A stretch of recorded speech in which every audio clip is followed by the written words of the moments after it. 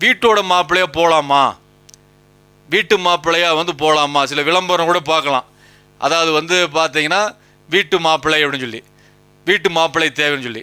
இப்போ மார்க்கத்தில் பார்த்தீங்கன்னா வீட்டு மாப்பிள்ளைங்கிறது மார்க்கத்தில் ஹராமா ஹலாலான்னு சொல்லி பார்க்கும்போது மார்க்கத்தில் அனுமதிக்கப்பட்ட விஷயம் இல்லை.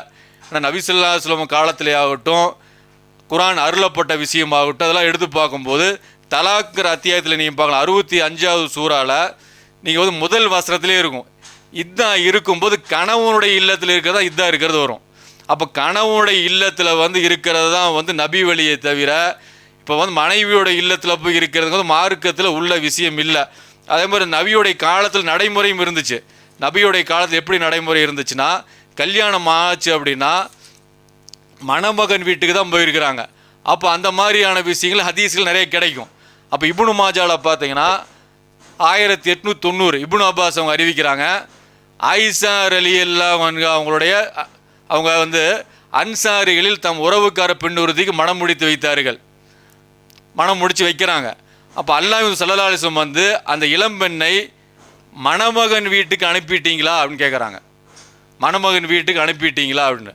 அப்போ அல்லாஹ் ஸல்லல்லாஹு அலைஹி வஸல்லம் அவங்க சொல்கிறாங்க, அந்த வந்தவங்க ஆமாம் அனுப்பிட்டோம் அப்படிங்கிறாங்க. அனுப்பிட்டு கேட்கும்போது அனுப்பிட்டோம் அப்படிங்கிறாங்க. அப்போ நபி ஸல்லல்லாஹு கேட்குறாங்க, அப்பெண்ணுடன் வேற யார் துணைக்கு அனுப்பி வச்சிங்களா இப்படி கேட்குறாங்க. அப்போ இந்த செய்தி பார்த்தீங்கன்னா இப்னு மாஜா 1890 இந்த மாதிரி பல நூல்கள் இருக்குது. அப்போ பார்த்தா வீட்டோட மாப்பிள்ளை அப்படிங்கிறது பார்த்தா மார்க்கத்தில் கிடையாது. ஆணுக்கு கீழே தான் இந்த இடத்துல இருக்கணும். ஏன்னா ஆணுக்கு சிறப்பே என்னன்னு கேட்டால் பெண்ணை நிர்வாகம் பண்ணுறது தான் அல்லாஹ் சொல்லி காட்டுறான், நிசாவில் சொல்லி காட்டுறான்.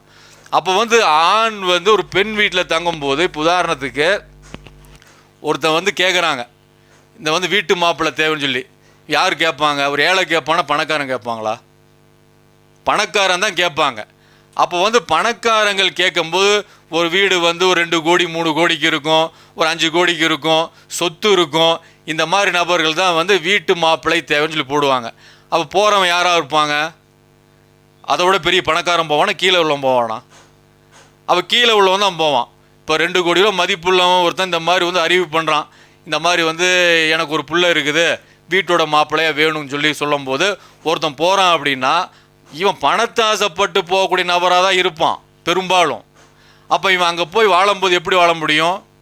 ஒரு தன்மானத்தை இழந்து சுயமரியாதை இழந்து தான் அங்கே வாழ முடியும்.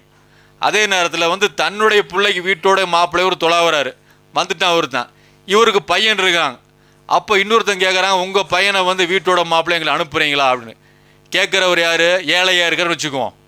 இவர் கோடீஸ்வரர் இருக்கிறார்.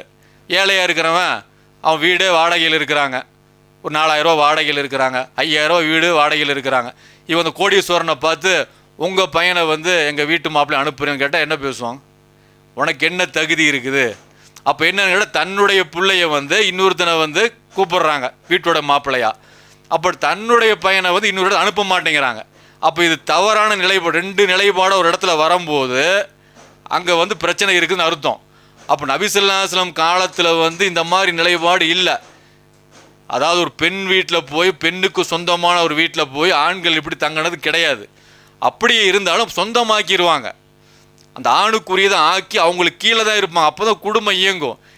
பெண்ணுக்கு கீழே இருக்கும்போது அதை சொல்லி ஏதாச்சும் பேசும்போது ஆணுக்கு கோபம் வரும்போது இதெல்லாம் குடும்பத்தில் ஒற்றுமை ஏற்படாது, இது பிரச்சனைகளுக்கு வழிவகுக்கும்.